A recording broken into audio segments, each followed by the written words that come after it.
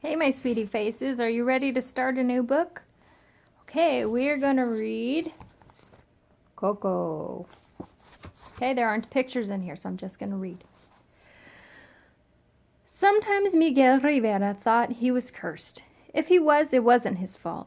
It was because of something that happened before he was even born. Long ago, in the town of Santa Cecilia, there was a family with a mama and papa and a little girl. Their house was always full of joy and music. The papa played guitar, the mama and the girl danced, and everyone sang. But the music in the happy house wasn't enough for papa. His dream was to play for the world, so one day he left with his guitar and never returned. Miguel didn't know what happened after that for the musician, but he sure knew what the mama had done. The story of Mama Imelda had been handed down in the Rivera family for generations. Imelda didn't waste one tear on that walk-away musician. She banished all music from her life, throwing away instruments and records, and found a job. Was it making candy, fireworks, sparkly underwear for wrestlers? No, Mama Imelda made shoes.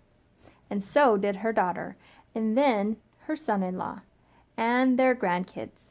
The Rivera business and family grew in sync. While music tore the family apart, shoes held them together. Miguel heard this story each year on Dia de los Muertos, the Day of the Dead. He used to hear it from his Mama Coco, but she didn't remember much anymore. This year she sat in a wicker wheelchair, vacantly staring at the ofrenda, that special place in their house where Miguel's family placed remembrances of and gifts for their ancestors to honor them. Miguel kissed her cheek. Hola, Mama Coco. How are you, Julio? She asked. Miguel sighed. Sometimes Mama Coco had trouble remembering things like his name, but that made her the best secret keeper. He told her pretty much everything, things he couldn't tell his abuelita, who ran their household with an iron fist. If abuelita said he needed to eat more tamales, then Miguel ate more tamales. If abuelita wanted a kiss on her cheek, then Miguel kissed her cheek. And if abuelita caught Miguel blowing a tune over the top of a soda bottle, no music, then Miguel would stop. Abuelita even yelled at passerbys, no music, to the truck driver blaring his radio, no music, to the gentlemen singing while they strolled down the street. Her ban on music had affected all the aunts, uncles, and cousins too. Miguel was pretty sure they were the only family in Mexico that hated music.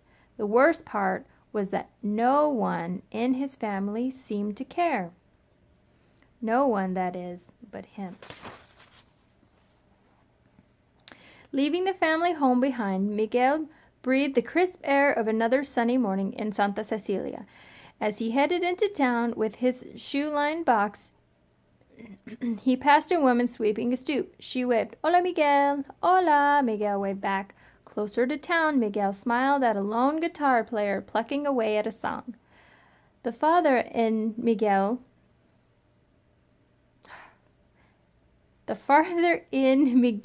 went, the more music filled the air. Church bells chimed in harmony, a band played an upbeat tune, a radio blared a swift cumbia rhythm.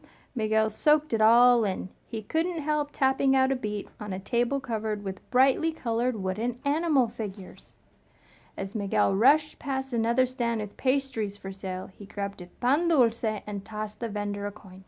Smelling the sweet bread, Miguel's canine sidekick, Dante, sidled up to him. Miguel tore off a piece of the bread, and Dante chomped it down. Everywhere Miguel looked, people were preparing for their loved ones to return from the land of the dead by hanging colorful papel picado and laying marigold petals at their doorways. As usual, Mariachi Plaza was full of musicians strolling around, waiting for their chance to serenade a couple or a family with a love song or a classic corrido. Soon a tour group gathered around a large statue of a mariachi player in the center of the plaza. And right here in this very plaza, the young Ernesto de la Cruz took his first step towards becoming the most beloved singer in Mexican history, said the guide.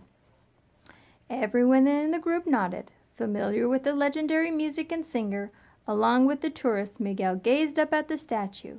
He'd seen it 100 times, but it always inspired him. After a moment, Miguel found a spot in the plaza and pulled out his shoe-lined box.